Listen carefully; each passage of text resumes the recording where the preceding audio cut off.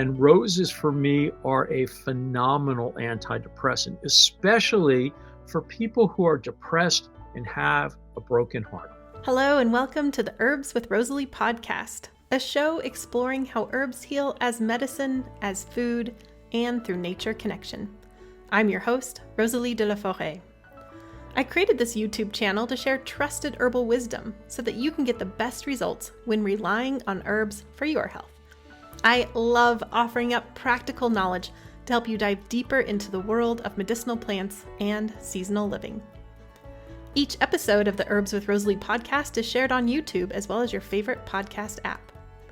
Transcripts and recipes for each episode can be found at herbswithrosaleepodcast.com or through the link in the video description. Also in the video description, you'll find other helpful resources. For example, to get my best herbal tips, as well as fun bonuses, be sure to sign up for my weekly herbal newsletter. Okay, grab your cup of tea and let's dive in. I'm thrilled to have David back on the show. Like his last episode, which featured nettles, this episode is absolutely packed with knowledge and wisdom from David's 55 years of experience. There were times when I wanted to grab a notebook during this interview, and this is one episode you may want to listen to twice or more. For those of you who don't already know him, David Winston is a distinguished herbalist and ethnobotanist with over 5 decades of expertise in Chinese, Western, eclectic, and Southeastern herbal traditions. With 47 years of clinical practice, he serves as a trusted herbal consultant to healthcare professionals and researchers across the globe. As the founder and director of the Herbal Therapeutics Research Library and dean of David Winston Center for Herbal Studies, he spearheads a prestigious 2-year training program in clinical herbal medicine. Renowned for his captivating lectures, David is a sought-after speaker at medical schools, professional symposia, and herb conferences worldwide. He presides over Herbalist and Alchemist, Inc., a leading manufacturer renowned for blending the art and science of herbal traditions into its products. A prominent figure in the herbal community, David is a founding member of the American Herbalist Guild and contributes extensively to botanical literature. His publications include Saw Palmetto for Men and Women, Herbal Therapeutics, and Adaptogens, Herbs for Strength, Stamina, and Stress Relief. Recognized for his contributions, David has received prestigious awards including the AHPA Herbal Insights Award and the Natural Products Association Clinicians Award. In 2019, he was honored with an honorary doctorate degree from the National University of Natural Medicine in Portland, Oregon, reflecting his profound impact on herbal medicine and education. Welcome back to the show, David. Thank you so much. I am so excited to be with you again. I had too. such a great time last time that I couldn't wait to come back. Oh, I'm so excited. You have been my happy thought all week. And ever since you said last time that you'd be willing to come back again, I've been anticipating this and I'm so excited to talk about rose. But before we get there, so last time when you talked about nettles, which was and has been one of our most popular episodes ever, you talked about how you got into herbs and told your story. So I recommend that people listen to this episode first and then go check out that episode if you haven't already. So instead of starting in the past, like we did last time, I thought today we could start in the present, and I'd love to hear like what's going on in your herbal life these days, David. Well, I think for me, I guess one of the significant things is that I just got back from California, and there is a huge trade show. Trade shows are not my idea of a great time. Called Expo West, Natural Products Expo West. And I wasn't planning to go this year at all, even though I had been asked to be one of the leaders for the herb walk and everything. But then I got a call from my dear friend Mark Blumenthal about a month ago, and it was really funny. He says to me, "Are you coming out to Expo?" And I said, "No, I'm not coming this year." And he goes, "Oh, that's too bad." And I said, "Well, why?" He says, "Well, they give out awards every year." And he says, "We were hoping that you would introduce somebody who's getting an award." And I said, "Really? Who did you want me to introduce?" And he kind of hemmed and hawed, and finally he said, you're getting the award." So, so I said, "Well," he says, "Yeah, but you can just send a video and we'll play that when you get the award." But I thought about it. I said, here they are honoring this and acknowledging the 55 years that I've been learning about and spreading the word about herbal medicine, I just felt that I had to go. So I Mhm. booked a ticket and flew out to Anaheim, and it was really lovely. I got to Mhm. see lots of good friends in the herbal community, and there's lots of people there who are outside of the herbal community in the business community, more or less. But it was just lovely to have that, and not to. It's not like there's a lot of awards or acknowledgments in the herbal world, and so to acknowledge that, and I'll just tell a quick little story that I said in my quote unquote acceptance speech. And when I first started studying herbal medicine in 1969, there were so few herbalists. It was really lonely. And for a very, very long time, and I was wrong about this, but I thought I was the only herbalist on the East Coast for a long time. I just didn't ever, the only people I knew who were herbalists were all in the West Coast. Nothing, nobody here. There were people, but they were mostly either in, within their own ethnic or rural communities, and they weren't well known outside of those areas. And so, anyway, to me, creating herbal community, which is what that award was about, was really vital because for myself as a young herbalist, number one, I wanted to learn more, and it's hard to learn more in a vacuum. And Mhm. number two, I was excited. I wanted to share it with people. And it was like no one to share it with. Usually I'd start talking about herbs and people's eyes would glaze over. So to me, it was really exciting. So last year, the New Jersey chapter of the American Herbalist Guild, which is made up almost, I'd say 90+% of former students of mine, Mhm. decided to do an Herb Day event, which is in May. And they asked me if I'd participate and be a keynote speaker. And I said, absolutely, I'd be happy to. So anyway, they worked really hard. They put it all together. It was held at a wonderful place called Wellsweep Herb Farm in Port Marie, New Jersey. And, we were kind of hoping a couple hundred people would show up. Over 2,000 people showed No up. It way. is as far as we know, it is the single biggest Herb Day event that has taken place anywhere. And as I wandered around this place, filled with former and current students and medical professionals and farmers and kids and, herb enthusiasts and parents and just all these people, I just had this incredible feeling, just like these are my people.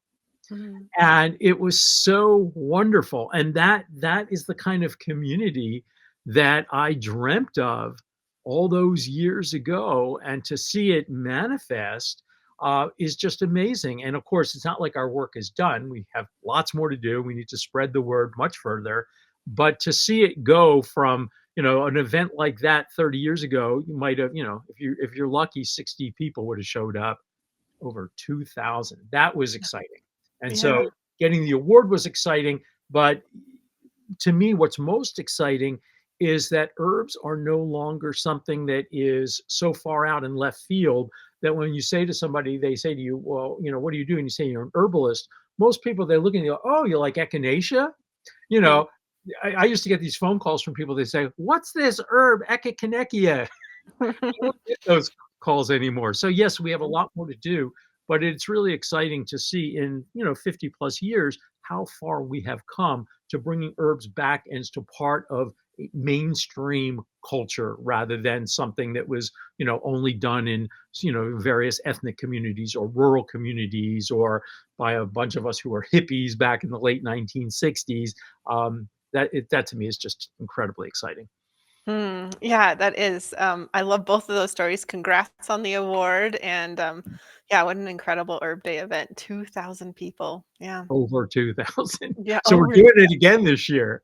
Oh, lovely. Yeah. Wow. That's so wonderful.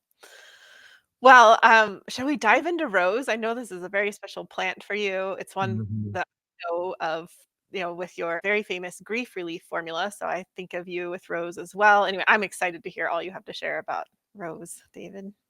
I think I could talk about rose for quite a while. So I think one of the things I said last time when I was on about nettles, one of the things I love about nettles is the fact that from one plant you get three different medicines. You've got the leaf, which does multiple things, you've got the root, which does different things, and you have the seed, which does still different things. So that to me is wonderful. And roses, similarly, um, although they are for the most part not a weedy species, except for the multiflora rose here, which are highly invasive, they also provide us with multiple medicines from the same plant. So, of course, most people know about the rose petals, which we will talk about. Of course, we have the rose hips, which again, most people are aware of.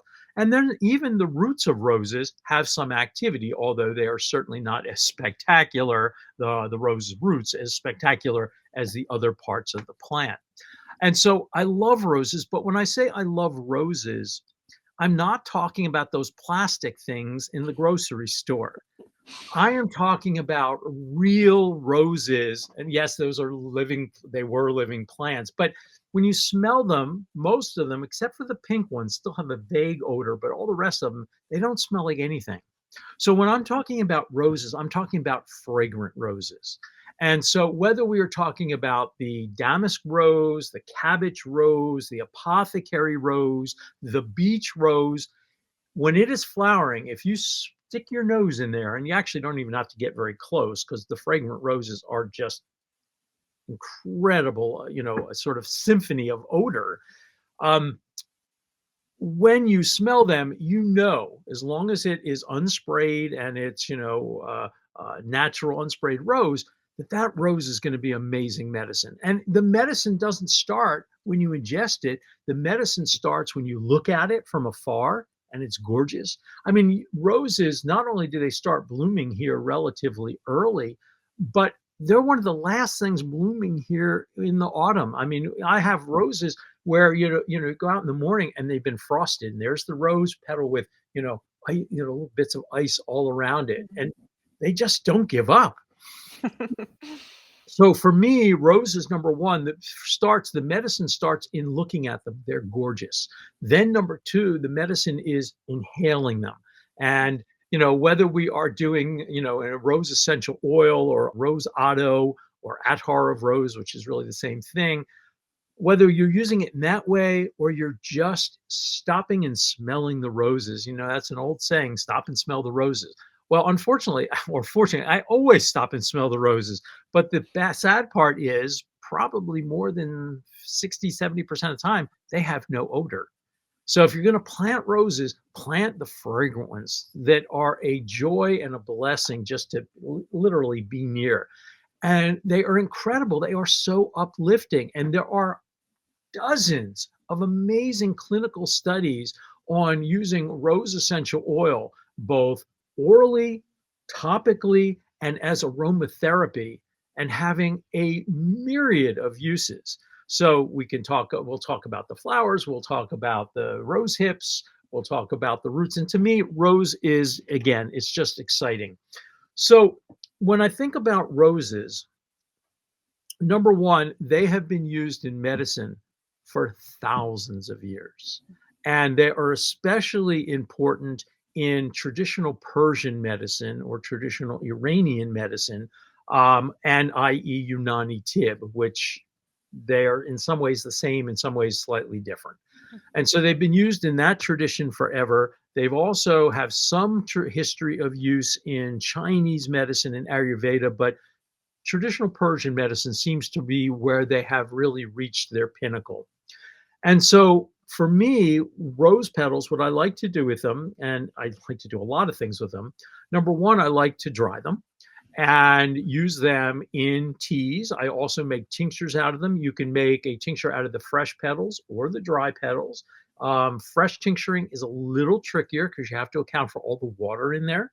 And fresh rose petals have about 92% water. So you have to kind of account for that to make sure your alcohol percentage in the tincture doesn't drop too low, in which case you can then get, it won't preserve it, and you can get mold. You can make rose petal glycerates.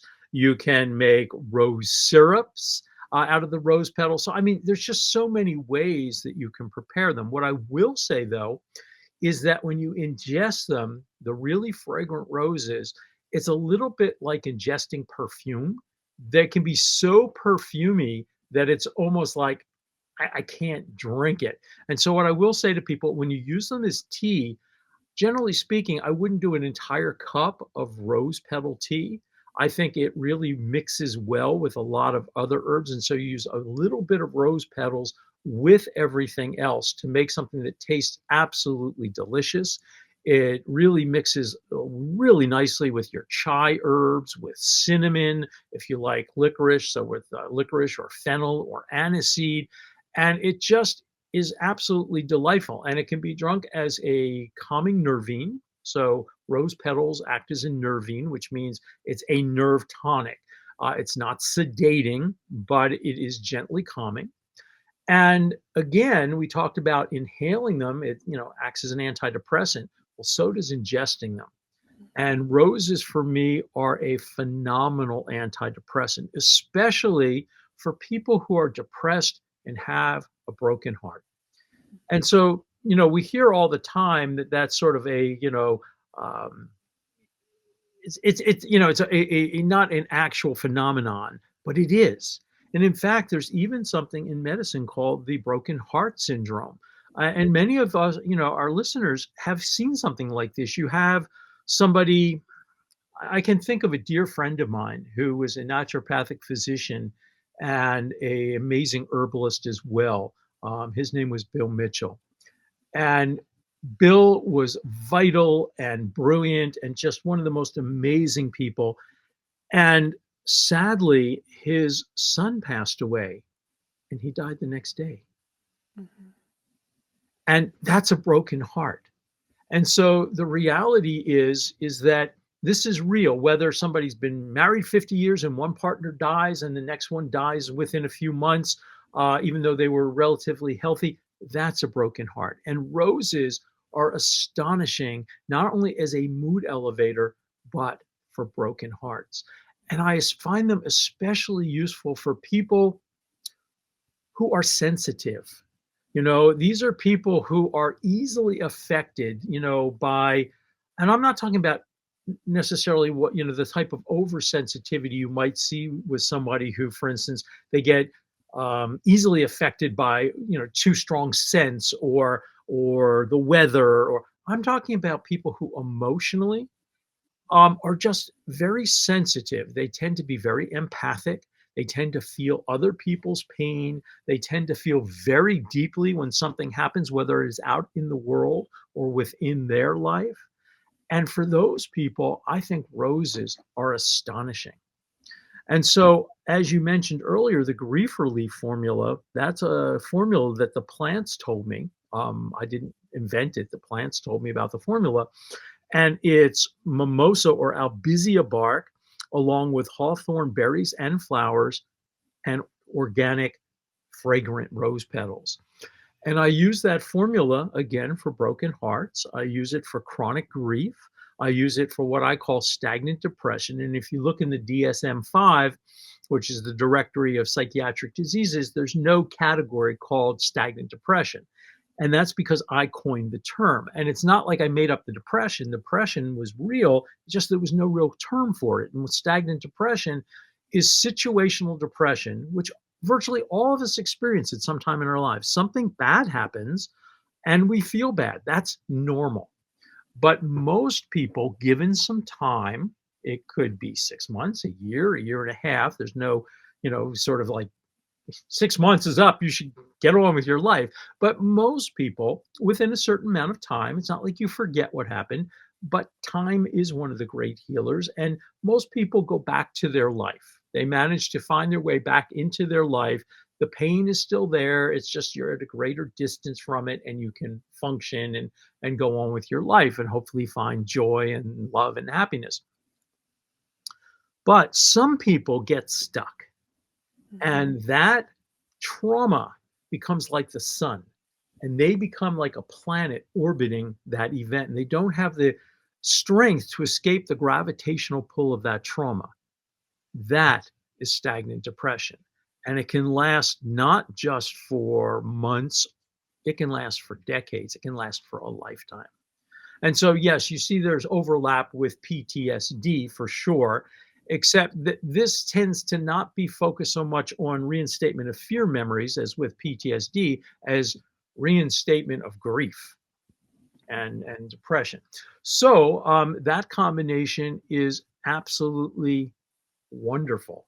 I also use another combination for children who are experiencing intense grief, and that is I use lemon balm with mimosa flowers, which are nice but much milder than the bark, and organic rose petals. Mm. And that is a lovely formula I use especially for children who are grieving, who have, had some type of horrible trauma in their life. And sadly, around the world today, we see so many children, both here and abroad, who are suffering unspeakable traumas that no child should ever have to experience, but sadly they do. I don't use these kinds of things like, for instance, initially when somebody is experiencing at least normal grief, because actually I believe grief is a normal process and it is a way of pushing us to grow. But at a certain point, most people, and I'm not talking about children now, but most adults feel like they want to move on. They want to move beyond the grief. And for me, that's sort of the time when I use that. I also put in Herbalist and Alchemist, we make a bunch of adaptogen formulas. Gee, why funny that how that is.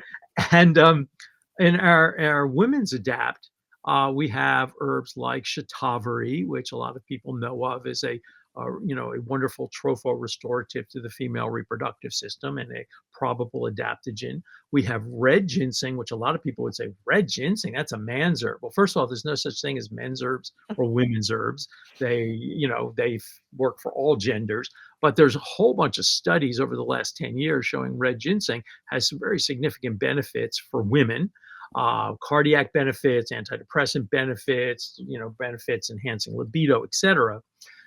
And one of the other herbs in there is rose petals, even though Mm. it is not an adaptogen. Again, I just find that it works so well, again, especially for people who um, feel deeply. And, there's not like it's not like one gender or the other, or whatever, feels more deeply than another. But for people who do feel deeply and are easily affected by the difficulties in the world around us, the difficulties in their life, the interpersonal challenges. I just find it to be a wonderful thing. Mm. So those are, just a few of the things about rose petals, sort of on an emotional level, but they work beyond that as well. Well, I want to hear about that. And I also want to mention the recipes that you have shared with us because you've brought up one kind of a formula that's part of one, which is the Uplift Tea Blend. And in here you have rose petals, lemon balm, the mimosa flowers, like you mentioned, and then some additional ones like holy basil, orange pill, damiana, and even saffron too. What a beautiful tea blend. Yeah, that is one I like to give to people who aren't necessarily depressed. Although I will say it works pretty nicely for seasonal affective disorder as well. But again, and I don't want to dwell on it too much, I just think that we are living in a time where we are overwhelmed, whether it be social media, whether it be television, whether it be the last 4 years of COVID, all those sorts of things. It's just sometimes life seems too much. Mhm. And so, for people who are just feeling this sense of unease, of feeling like perhaps slight sense of hopelessness, of mild depression, this kind of tea blend is just a lovely thing that you can drink on a daily basis that just uplifts you. It is profoundly anti-inflammatory. Again, it has a mood elevating qualities. It enhances sleep quality. And I don't know, who do you know that couldn't use that? I'm already just like, I think I have all these ingredients. I'm going to put that Mhm. together. I Um, have a gallon jar that mm, I keep. I make it about usually once a year, and I have a gallon jar, I blend it all up and everything. I try to keep things like rose petals and things like that, I try to keep as whole as possible. I mean, I separate them from the mhm, flower, but I try to keep them as whole as possible because they lose those aromatic qualities relatively quickly unless they're stored properly. So I like to keep them, in a dark area that tends to be on the cool side, tightly stoppered. And that way the tea is available anytime I want it, or if I have company, I make mhm. people tea and everybody's like, oh, this is really interesting. I've never tasted anything quite like that before. And just a lovely blend. Yes, it is. And for anyone who wants to download their recipe card for this recipe, you can go to herbswithrosalieepodcast.com. We have a beautifully illustrated recipe card for you. And do you want to talk about your other recipe now? You want to save Remind it? remind me.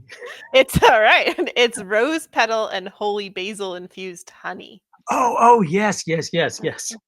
So with this, and I kind of was suggesting that you could sweeten the tea blend that we just talked about with this. This kind of adds Oh to my it. gosh. And so some people like to take fresh herbs and put them in honey. The problem with that is, at least theoretically, I've never heard of a case of this, but I've read that it's at least theoretically possible that if you happen to have something like botulism and you put it in honey because honey is anaerobic, it could actually grow.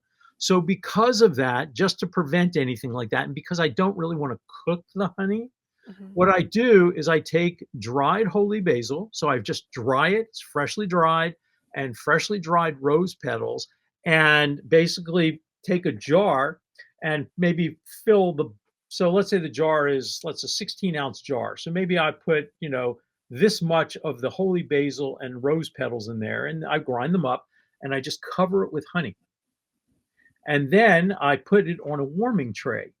mm, And I do that usually for a week to 2 weeks, and every day I shake it up a little bit, and after 2 weeks, I strain it out. Now, granted, it takes a little bit of time, and you don't wanna use too fine a strainer because it will never go through. Honey's mhm, pretty viscous.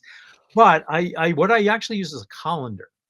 All mhm, right. And basically, I put a bowl under the colander. I pour it in. I let it slowly drip down until all the herb material, or at least most of it, anything that's left is tiny particles. I don't care about that.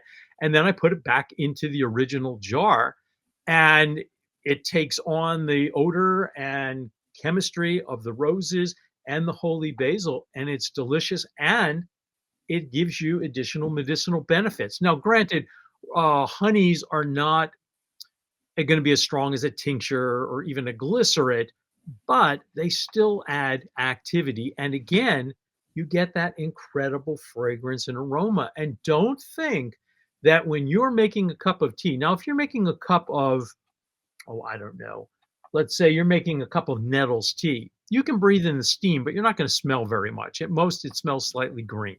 mhm, But when you are making tea, especially something that's aromatic, now, yes, it's nice to put it in a teapot or put a cup plate on top of the cup so that all those volatile oils don't wind up all over your house. You actually want to ingest them. But what I'll do is when I'm done letting it steep, I take the plate off the cup and I just sit there and I inhale the steam. mhm. And and again, think of it as primitive aromatherapy. And it is absolutely lovely. And then if you take some of that honey and you stir it in, inhale the steam because you're going to get all those lovely rose notes and you're going to get the holy basil notes. And I will say, in addition, one other thing.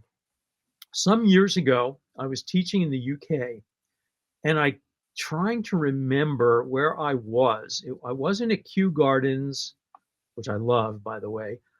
I was up somewhere by Oxford, and there was this amazing herb garden that I was teaching in, and they had these extensive rose gardens. And as I was wandering around, literally from plant to plant, smelling each one, I came across one of the most magnificent smelling roses I have ever smelled in my life. The petals were pink and yellow kind of combination. Hmm. And when you smelled it, it smelled like roses with a hint of cinnamon. It was astonishing. And I don't know the name of the breed of roses. So if somebody knows, I'd love to know. But I want to grow these. Hmm. And I can you imagine doing it with that? Wow, it would be astonishing. Yeah, that sounds lovely. Well, thank you for both of those recipes. Rose petal honey is hands down my favorite herbal preparation. I make so much of it. I gift it. I also love holy basil honey. I've never combined the two, so I'm doing that this year for sure. They work really nicely together. Now, of course, there are different varieties of holy basil. Mhm. And so I actually prefer the holy basil, not there's a wild holy basil, which I don't generally use. I prefer there's a sort of one that has reddish leaves and one that has green leaves. I Mhm. actually think the one with green leaves tastes a little nicer. And then I should also just mention to people a lot of what people think is holy basil in the United States isn't. A lot Mhm. of it is African basil, which is being sold as temperate Tulsi, but it's lovely and it has some activity as a carminative. But unfortunately, there's no evidence that that has any similarity of activity to holy basil. You know, Mhm. that would be like saying garden basil is the same as holy basil, which it most certainly is not. Mhm. So just people need to be aware that if you've got a basil in your garden and you live in a sort of temperate zone and it comes back on its own every year, that's the African basil, the temperate Tulsi, not actual Rama or Vana Tulsi. Yeah, thank you for that. Yeah, last year I grew all the varieties. It was very fun to see the differences, taste them, smell them. Yeah. They're really quite different. Yeah, They they are. really are. Yeah. Well, you had mentioned about rose petals. You were hinting that there was some more that you had to share about rose petals. There is. So, in traditional Persian medicine, rose petals are also seen as both a liver and cardiac tonic. Hmm.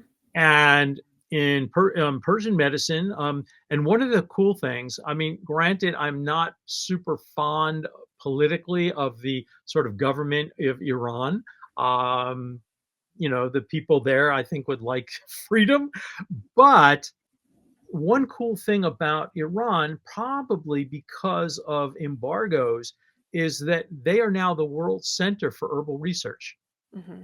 More herbal research is published coming out of Iran than any other country. And when I say herbal research, I'm talking about stuff that's relevant to us as herbalists, meaning they are using teas and tinctures and things like that rather than a lot of the Chinese studies, which are using isolated extracts of one chemical from a plant, or they're using herbal extracts as injectables.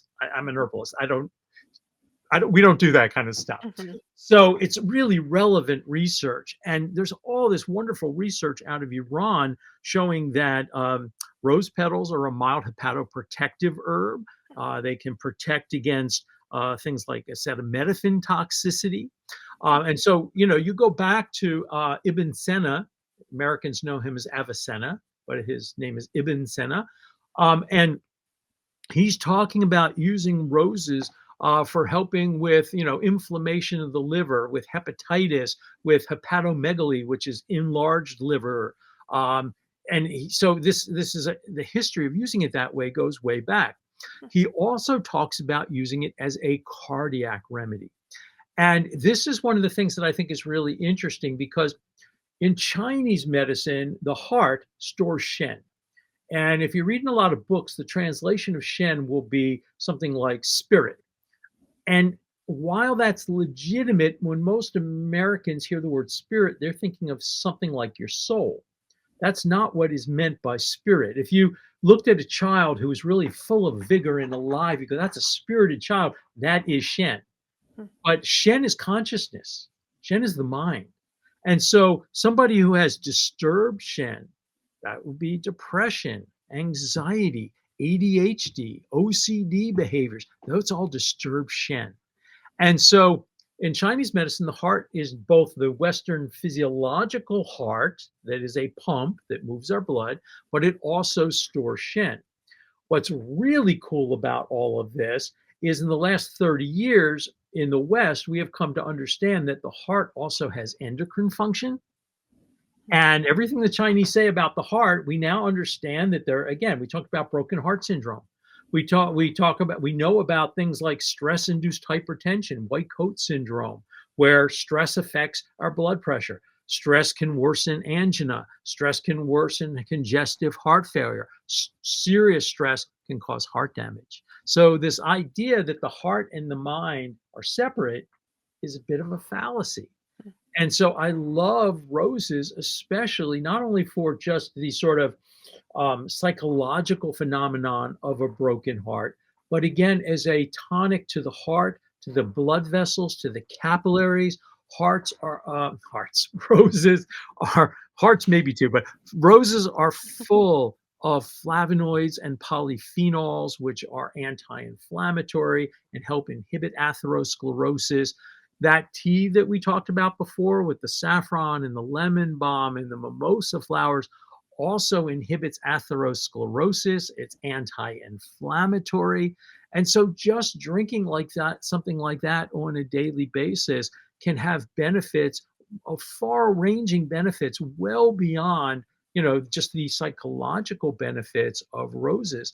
I would also say, in addition to that, it can help heal gastric irritation and loss of intestinal epithelial barrier function, which many of our listeners know of as leaky gut syndrome.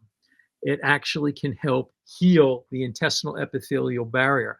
And we now know that so much illness is related to a loss of epithelial barrier function in the gut. So that, we go back to a healthy intestinal microbiome, a healthy, enteric brain or the gut brain, and epithelial barrier function.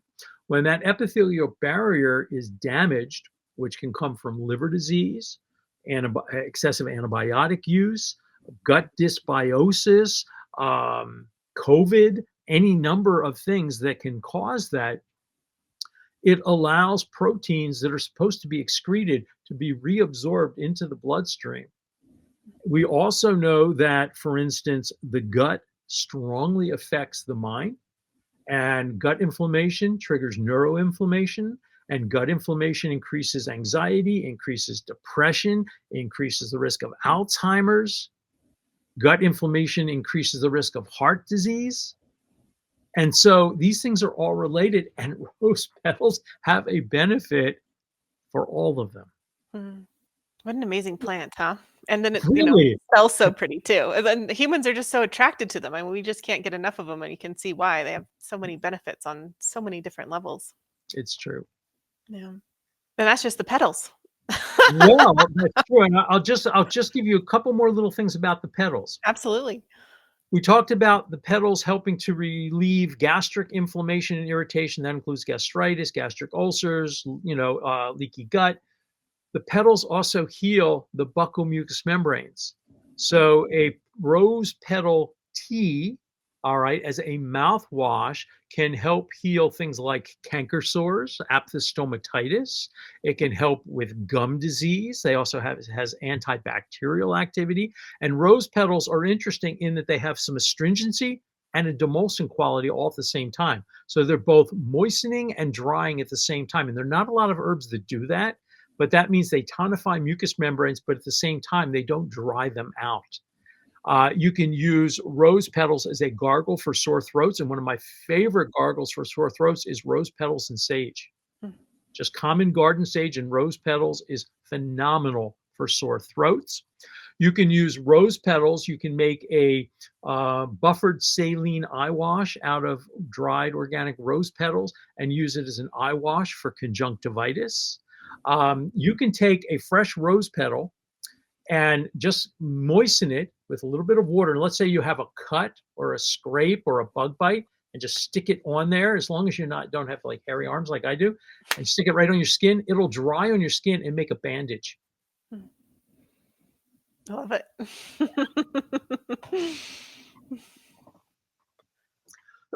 So, time to talk about rose hips. Rose hips. All right. Thank you, rose petals. All right. Well, I want to make sure that we give rose hips their due. Mhm. So, when it comes to rose hips, some of the species that we talked about before, again, the apothecary rose, the cabbage rose, the damask rose, those are known for their flowers. Any rose hip that is big enough can be used. Now, you talk about the multiflora roses; they have these tiny little rose hips, and yeah, if you really wanted to bother, you could gather them, but it's a lot of work for not much rose hip. Um, but the Rosa canina, the dog rose, has a rose hips about, oh, so big. Hopefully you can see that. The beach rose has the biggest rose hip I have ever seen, the wild beach roses, and those are about the size, oh, I don't know. I've seen them as big as that. Um, Mhm. they're pretty large. And so I prefer to gather rose hips that are from the species that have the large hips. You want to gather them when they are fully ripe, which means they are red, not orange, but fully red. Now, one of the misnomers that people have about rose hips is they're really rich in vitamin C. Everybody knows that. The only problem is that's not really true. I mean, they do contain some vitamin C. There's no doubt about that. But when I'll ask a class, I'll say, well, if we had 8 ounces of rose hip powder, so you've taken and ground them up, you haven't lost anything by doing this. So there's all the vitamin C still there. If you have 8 ounces of the powdered rose hip, how much vitamin C do you think's in there? And people go 1,000 milligrams, 500 milligrams, 50. Hmm. So there's some vitamin C, it's true, but 50 milligrams is not hugely rich amount of vitamin C. Acerola cherries have more, camu berries have much more. But the thing is that the benefit of rose hips isn't just because of vitamin C. It's because of flavonoids. And rose hips are really rich in a whole range of flavonoids and polyphenols, especially what are called OPCs or oligomeric procyanidins. OPCs, they're also known as PCOs, procyanidin oligomers. For some reason in chemistry, almost everything seems to have at least two names. Not quite sure why that might be, but it seems to be true. So here again, the beach roses, the dog rose in Europe, the cinnamon rose, which isn't the one I was talking about, although maybe it's a cultivar of that one, all have really large rose hips, which are the ones, again, I prefer. So they're rich in flavonoids, and flavonoids are there's two words we tend to use when we talk about flavonoids. Everybody says they are number one antioxidant and number two anti-inflammatory. The problem with both of those terms is that neither one of them means what we think they mean. So, for instance, when we say antioxidant, what do antioxidants do? They quench free radicals. Well, to some degree, that is correct. But the reality is, if antioxidants quench free radicals to the degree that we think they do, they'd actually be in some ways harmful because you need a certain level of these reactive oxygen and nitrogen species to trigger your own natural production of superoxide dimutase and reduced catalase and glutathione in the mitochondria. And it turns out that one of the things that these quote unquote antioxidants are doing is they're actually upregulating genes called the antioxidant responsive element. And when these genes are upregulated, it causes a reduction in inflammation throughout the entire body. So in many ways, they're more antioxidants than they are, more anti-inflammatories than they are antioxidants. But then we have the problem with the word anti-inflammatory. And there are anti-inflammatories that are pharmaceuticals, and there are anti-inflammatories that are herbs, and they don't do quite the same thing. The assumption is that they work the same way. But there's a reason that herbal anti-inflammatories don't cause all sorts of problems like so many pharmaceutical anti-inflammatories do, to the point where many of them they have to be taken off the market because of the damage. We need a certain level of inflammation in our bodies for our bodies to function. If you totally shut down that process, it becomes problematic. And the cool thing about herbal anti-inflammatories is they shut down part of the process, not the whole process, so they don't cause the secondary problems that many pharmaceutical anti-inflammatories do. So rose hips are, well, I'll use air quotes, anti-inflammatory and antioxidant. There are numerous human clinical trials showing rose hips, and this can be taken as a tea, they can be taken as a syrup, they can be taken ground up in powder and put into capsules, have systemic anti-inflammatory effects, which helps with everything from osteoarthritis. Human studies showing it basically down-regulated inflammation and pain in people with rheumatoid arthritis, people with back pain. We talked about before the rose petals being useful for helping to inhibit atherosclerosis. Rose hips can do that as well. And so they have this systemic anti-inflammatory, antioxidant effect that basically what we know is that virtually every disease that we are heir to as we age, hypertension, metabolic syndrome, type 2 diabetes, cancer, arthritis, autoimmune diseases, Alzheimer's, etc., are all inflammation mediated diseases. So if you take rose hips, for instance, on a daily basis, or you take hibiscus on a daily basis, or you take, I don't know, blueberries or whatever, it doesn't mean you're not going to get these things. But what it does mean is you reduce your chance that you'll get these things. I mean, there's some things between genetics and the environment we live in, or if you happen to be a smoker or any number of other things, unhealthy habits that certainly increase your risk. But anything that you can do on a daily basis, and by the way, you don't need to do the same one. Today it could be, blueberries. Tomorrow it could be raspberries. The next day it could be rose hips or green tea, spices like rosemary and sage and thyme. But the idea is the more you use these things in your diet on a regular basis, it reduces the risk of all of those diseases. Again, it's not a guarantee. It doesn't mean you won't ever get them, but it reduces the risk. And if you do get them, it may also reduce the severity of them as well. So we really want to encourage people to consume these things, whether it's rose hips or any of these other things, on a regular basis. Rose hips also in Chinese medicine do something else that's kind of interesting. They astringe a leaky jing gate. Now, you know what they say? It don't mean a thing if you don't got the jing. In Chinese medicine, jing is the life force, and jing is stored in the kidney. And in men, a leaky jing gate is associated with either premature ejaculation or urinary dribbling that occurs usually with benign prostatic hyperplasia as men age. In women, a leaky jing gate is associated with frequent urination or a heavy non-specific vaginal discharge that they can't culture anything. It's just this, and by the way, you have sort of two jing gates, but it would also, like fecal incontinence would be a leaky jing gate. So, you don't want to be jing free. You need your life force, your energy, and rose hips are used to astringe a leaky jing gate, which means they can be used for urinary frequency, urinary dribbling, benign prostatic hyperplasia in men. I mean, they just are wonderful. And studies have also shown that regular consumption of rose hips as a tea helps prevent UTIs. Because one of the things it does is it acidifies the urine.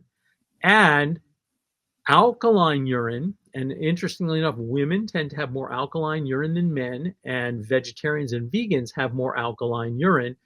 Alkaline urine, you're more likely to get E. coli infections, which is the most common cause of UTIs. So simply, and everybody knows about cranberry, but the reality is rose hips have a similar effect in basically acidifying the urine and helping to prevent urinary tract infections. So rose hips are, again, remarkable. Now, not everybody loves the sourness of rose hips. I prefer sour to sweet. I love, when I was a little kid, I used to like eating lemons until my uncle, who was my dentist, told me my teeth were going to be destroyed. So I stopped doing that, but I've always enjoyed, I love hibiscus tea. I like rose hips tea, things like that. So if you're not a huge fan of that sour flavor, it again combines with other things really well, depending on your flavor profiles. And so, for instance, if you had somebody who had chronic UTIs, you could mix those rose hips with something like nettle leaf. You could mix that with something like, if there's urinary irritation, a little bit of marshmallow, something like that, which would reduce that sourness and still be a useful substance for helping to prevent those kinds of problems. Lastly, I would also mention that rose hips, they're not strongly astringent because of all that sourness, and that's all those fruit acids and the polyphenols. It also is really useful for things like mild diarrhea or people who just have poorly formed stools. It can be really useful there as well. So, I mean, rose hips are just astonishing. They are. They're some of my favorite, and like you said, there's so many different ways to enjoy them. I've taken the powder and baked it into baked goods. Um, How did that work? I've never tried that. it works really great. Yeah, I had to experiment with it a bit, to get the right proportions, but I can send you a recipe of a rose hip spice cake that I came up with, and Ooh. it's delicious, and I know that you don't like the fresh herbs and honey, and I get that. I still do it though, and I love fresh rose hips and honey. You have to take the seeds out, but Mhm. it's quite delicious. And I'm with you on those big rose hips too. My local native rose hips are just so tiny that it's not worth it. But when you find the big plum size ones, oh, it's so good. Yeah. Let me just add one thing to that. For when people are going to do rose hips, because the seeds, there is actually oil in those seeds that is really wonderful moisturizing oil, but you can't extract it. It's chemically extracted. You can't be extracted by pressing it. So we're not going to go there. But when you take the seeds out, inside are these tiny little hairs. Mm. And if you're going to cut them, and I usually do is I cut them in half with a knife and then use a spoon to scoop out the seeds and little hairs. I'm just going to warn you all, wear gloves, wear a mask, and wear goggles. Because if those little hairs get into your cornea, it'll ulcerate. If they get up your nose or in your mouth, it will ulcerate. If they get in your hands, everywhere those little hairs get in, you'll develop sores. It's Mhm. not pleasant. So I will say that if you buy rose hips where they've already dehulled them and taken the seeds out, it's a lot easier. I often talk about that, like my lazy herbalist ways. I love those, getting them cut like that, and those are so fun to rehydrate. You just rehydrate those, and you can eat them by the bushel, really. So, thank you so much for mentioning about the irritating hairs. That is very important. I learned the hard way. Oh, that sounds like it. Speaking from experience. So let me just finish up by just mentioning that if you do happen to have the Floribunda rose, is a horrible weedy plant, unfortunately. I mean, it's super aggressive. It's really thorny, tiny, tiny little rose hips. The flowers are tiny. It was originally brought into the U.S. as what they called a living fence or a living hedge. Well, it worked, except that it takes over, especially in woodlands and fields, and Mm, chokes out everything else. When you take those plants, if you're weeding them, pull them out by the roots, and then cut the roots off, wash them, cut them into pieces, and dry them. And rose roots, this is from any rose, but I wouldn't dig up a rose that I wanted. But these weedy roses, dig them up, use the roots, and it basically is a good moderate acting astringent.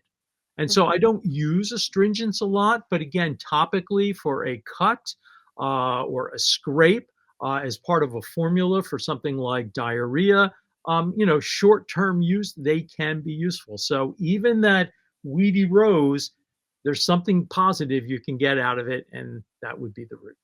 mm. Interesting. Well, thank you so much for sharing so much about Rose. I know people have been busily scribbling down notes because that was just so much. And I love just your love of Rose shines through, David. It really comes through. Well, I'm really excited to talk about your next enrollment for your course, and I want to hear about it. I have questions already on my brain, but I will let you just begin with, for people who are like, oh my gosh, this is amazing. I would love to study more with David. How do they do that? Well, my program is called the David Winston Center for Herbal Studies, and the basic program is a 2-year program. It meets weekly, one evening a week for 2 years. There's a few weeks off here and there scattered throughout the 2 years. And this upcoming program will be the 45th and 46th year of the 2-year program. And we have had thousands of students go through the program. I'd say about half of my students are already medical professionals. We get physicians, veterinarians, nurse practitioners, nurses, pharmacists, nutritionists, dentists, chiropractors, acupuncturists, etc. And the other half of my students are people who have been self-studying herbal medicine on their own usually, or maybe they've taken multiple classes here or there, either whether introductory classes. And over the last 15 years, I've started getting people who are really high level clinical herbalists who are my colleagues taking my program. And I'm like, are you, this is not designed, but we focus in on things that are not often taught in many other programs. One of those is something you do as well, and that's energetics. Understanding energetics, not just from a TCM model or an Ayurvedic model, but from a Western model of how to understand energetics, so that you can take herbs and create a formula that is like a tailored suit of clothing that fits the person you are treating. So this gives you the ability to stop treating diseases and treat people. And I guarantee you the results you're going to get when you treat a specific person is way better than the results you get if you are treating generic depression. So that's what we do. And it's a wonderful program. There are several other teachers, including myself.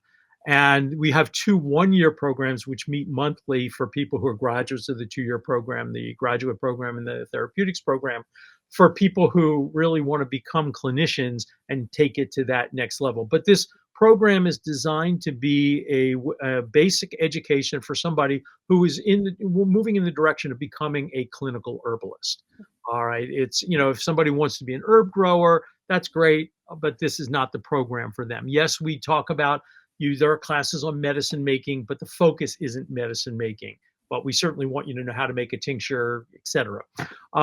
If you're interested in folklore and things like that, that's fantastic, but we don't do a lot of that. This is really, the focus is clinical herbal medicine, differential diagnosis, energetics, and materia medica, materia medica, materia medica.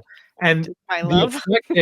the eclectics, the allopaths back in the 1800s used to say the eclectics were materia medica mad. Well, I materia medica mad. We teach almost 300 plants in exquisite detail. And, some people say, well, why do you need to know so many plants? Well, to give you an example, if you have somebody who comes to you and says they are having a headache, and it feels like somebody's stabbing them with an ice pick. As soon as I hear those words, I know what herb that person needs, at least one of them, and it's called sweet melilot, Melillotus alba or Melillotus officinalis. And it is the specific indications, the eclectic specific indications are pain that is sharp and stabbing. And I'd combine that probably with some St. John's wort, maybe some Ligusticum chuanqiang, the Chinese herb. If the pain is peripheral, hands and feet, prickly ash. And so the idea is you get to know these plants on a level that goes beyond what's in most books, and it helps you to really start looking at, again, how to treat the person. So you can have 10 people diagnosed with depression. They're not 10 depressions. They are 10 unique people. There is GI-based depression, hepatic depression, blood sugar-induced dysregulation-induced depression, old age depression, inflammation-induced depression, cardiac depression, thyroid-induced depression, and the list keeps going on. And if you just try to treat it as a single entity, which unfortunately Orthodox medicine tends to do, and you give somebody an SSRI or an SNRI, When you look at the clinical studies, what percentage of people actually respond to those medicines? And the answer is about 40%. Mhm. 33% respond to placebo. So that means those medications are about 7% more effective than placebo. Although, if you add in some of the unpublished studies that a guy got a hold of a few years ago, they actually don't perform all that much better than placebo. So if somebody's taking those medicines and it works for them, that's fantastic. Keep doing it.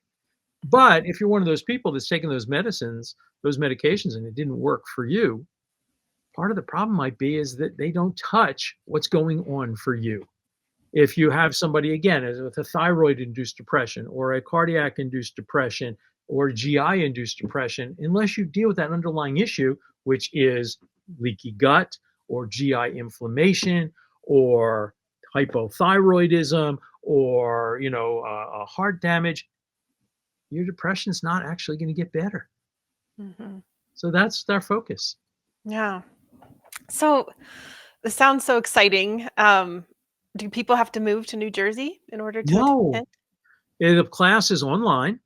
And so we have students all over the world. For the first, as I said, this will be the 45th and 46th year. For the first, I don't know, 20 years, it was in person. And I had people driving for a 5-hour class. I had people driving to New Jersey because I was in New Jersey then. I'm in Pennsylvania now. But I had people driving from West Virginia, Virginia, Massachusetts. We're talking about 4 to 6 hour drives to take a 5-hour class. I thought Mhm. they were crazy, but they thought it was worth it. But now it's online. There are a few live classes that we do, mostly herb walks and things like that. And if somebody wants to come for those, they're welcome to do so, but they're also recorded. And the beauty of it is that all of it's recorded. So, let's say you're in your second year and you think, you know what? I still don't feel like I really got that TCM module. You can go back and watch it. Mm. And so it really is quite wonderful. And then we have quarterly meet and greets where students come on and we just talk and it's much more social. And it's just a wonderful community. And we try to match students up. So if there are other people in their area, we had one group who were in Chicago, or all in Chicago, and they would get together every week and do class together and then had their own study group and everything. It's just wonderful. It's this amazing community of people. I love that, David. And I think clinical training is just so important. I did my own clinical training and I was a clinician for a while. And even though I'm not anymore, I'm so grateful for it because, like you said, you can have so many different interests in herbalism. There's something about the clinical herbalism where it's like the rubber meets the road. Like it's no longer theoretical. It's not like, oh, lemon balm is good for digestion. You really learn how to work with plants, how to formulate them, how to dose them, how to work with people, how to figure out when things go wrong, all of that. And it's just takes that like theoretical into super practical where you really get to work with the plants and see how amazing they are. It's Yeah. true. Well, we will put all of the information about how to sign up for the program in the show notes. What is the time frame for this? I know you're interviewing or you're accepting applications and then you'll enroll. So what's the time frame? Well, I started interviewing 2 weeks ago. I'll Mm, be interviewing probably through August. We only take a certain number of students. And it's funny, people say to me, "Well, what are you looking for in a student?" And what I tell people is there's 4 things that I really think are important to me. Number 1, that the person is passionate about herbs, herbal medicine, and or healthcare. That's number 1. Number 2, I look for people who understand the meaning of the word commitment because it's a 2-year commitment. And if somebody takes a seat, once we start, we can't replace them. And I guarantee you there mm, was at least several people who wanted to be in the class who might not have gotten in. mhm, Number 3, I look for people who have a good background. But what does that mean? We have all sorts of students. So we'll have medical doctors who know way more about medicine than I'll ever know, but know very little about herbal medicine. We have other people, as I said before, we have people who are world class herbalists taking this class who are phenomenal. But the reality is, I don't care how much you know. And this is for everybody, myself included. No matter how much you know, it is a fraction what there is to know. mhm. I am so grateful. I learn from my students all the time. Hopefully, they're learning more from me, but sometimes I'm not sure about that. Um, And the fourth thing I'm looking for is people who are open-minded. And the reason for that is that if you've already decided what is true and what you believe, there's not a lot of room for new things. Mm. And so I want people who are willing to consider, and I always tell my students, I say, listen, keep an open mind. Consider that everything you know is subject to change. It doesn't mean it will. Some things you'll just get more sure of as you go along because you'll just see it over and over again. But other things, sometimes, we've been taught something. I remember I redid my paper on migraines about 5 years ago, and I redo all my classes and papers about every 2 years. So about 5 or 6 years ago, and I was redoing the class, and of course, in order to redo it, you have to look what's the new research. And the new research was suggesting that the model that I had been taught, and that every medical doctor had been taught, and probably every herbalist had been taught for decades, of how migraines occur, was wrong. Now, I could have sat there and said, no, no, no, but this is the right. But what it did is allowed me to, open my mind and say, "Oh, this is totally different than what I was taught." And what we find out is that it explained why sometimes the treatment protocols didn't work. And now that we are using this new model, I see that the results that we get are superior than what we used to get before. So keeping an open mind, and there are no sacred cows. Yes, some people believe in this or believe in that. Fine. I don't argue with success, but keep an open mind, because that means you're still open to the possibility of learning. And hopefully, each and every one of us will be learning till our last breath. Hmm. Oh, I love all of those, especially the last one just seems like a great a great thing for us all to aspire to. Well, again, we will put all the information on how to get more information and to sign up in the show notes. We'll make it easy for you to find there. And David, you've been so generous with your time. I'm so appreciative. And before you go, I have one last question for you. And that question is, how do herbs instill hope in you? Well, as I alluded to earlier, the world we're living in right now, and I'm old enough to remember, I'm sure we have listeners who don't remember this. When I was a little kid, we used to have nuclear bomb drills in school. We used to have to go under our desks and tuck our head between our legs, like that was going to protect us if somebody dropped a nuclear bomb. And it was pretty stressful. I mean, we were little kids. What did we know? But it was definitely scary. Mhm. Well, we're not doing that anymore. But if we look around the world we live in, it is a pretty challenging place. There's a lot going on, whether we are talking about the environment, whether we are talking about politics, whether we are talking about social justice, whether we are talking about poverty, and the list of war, et cetera, the list of the injustices and the traumas and the difficulties is long. And so I can see, and I've talked to a lot of people, especially younger people, who feel, in a sense, like, I don't want to have kids. I don't want to bring children into a world that is so, difficult, and where things seem so dire.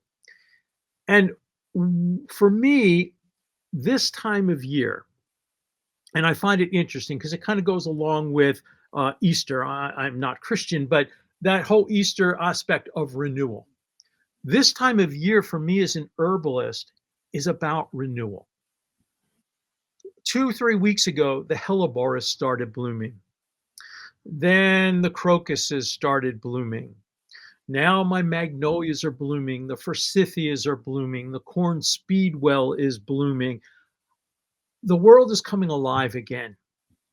Our mother, the earth, is coming alive again after a long sleep. And I think of all these plants and trees as my friends. I have these incredible relationships with them that I've, had for, 50 plus years. And for me, it's a joyous time, but it is also an uplifting time. It's a time when I look at these plants and I think they haven't given up. They're still going to grow. They're still going to bloom. They're still bringing beauty into the world. They are still creating healing medicines for us, for the animals. They are still taking carbon dioxide and creating oxygen for us to breathe. And I use them as a model. There is a keynote talk that I've done several times that I call Lessons the Plants Have Taught Me.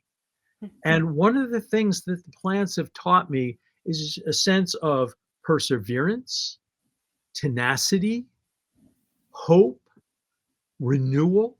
And these are all things that I learned from different sources, but certainly from the plants themselves, because they are wonderful teachers. They help to show us there is a way to be in the world. And the beauty of it is that with all the challenges, I actually think that if we embrace herbal medicine, first off, the reality is orthodox medicine in the West is absolutely unsustainable. We have the most expensive healthcare system in the world, yet when it comes to life expectancy, infant mortality, and all sorts of other rankings, we are far below almost every other, developed country, and in many cases, countries that are considered, undeveloped have better statistics than we do. So number one, I think herbal medicine, if we truly embrace it, we're not replacing if you need an appendectomy or if you need brain surgery. Herbs can't do that. But the reality is, if somebody has a UTI, don't give them an antibiotic. Use herbs first. Not only is there a much less impact environmentally by using herbs, especially if they're organically grown, than using a pharmaceutical, which in many cases requires, tremendous amounts of technology and energy and petrochemicals and things like that. But I think it could help create a sustainable practice of medicine, not only here in the US, but around the world, where we use the best of both. But I also think that healthier people who are healthy, not just physically, but emotionally and spiritually, hopefully will make better decisions.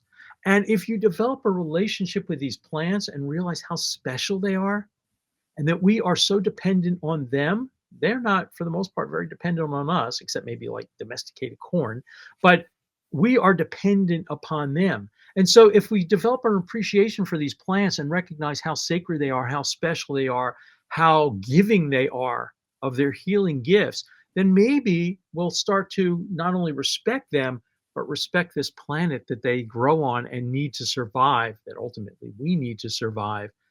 And so I still have hope that we can create a better world for us all.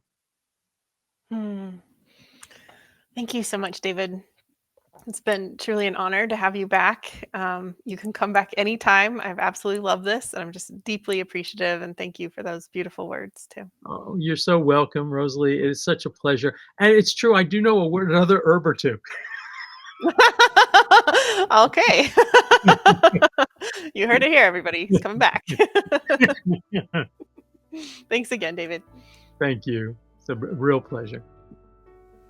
Thanks for being here. Don't forget to head over to the show notes at herbswithrosaleepodcast.com to download your beautifully illustrated recipe card and to get a transcript of this show. There you'll also be able to sign up for my weekly newsletter, which is the best way to stay in touch with me. You can learn more about David's 2-year herbal program by visiting the show notes for details.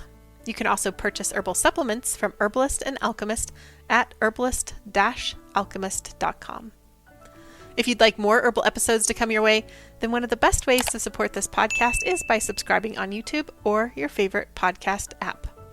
I also love to see your comments, whether they're on the YouTube channel, on the herbswithrosaleepodcast.com show notes page, or if you simply hit reply to my Wednesday email. I read every comment that comes in, and I share especially nice ones with our guests. I look forward to hearing your herbal thoughts on this interview and Rose. I deeply believe that this world needs more herbalists and plant-centered folks, and I'm so glad that you're here as part of this herbal community. Also, a big round of thanks to the people all over the world who make this podcast happen week to week. Nicole Paul is the project manager who oversees the whole operation, from guest outreach to writing show notes to actually uploading each episode and so many other things I don't even know. She really holds this whole thing together.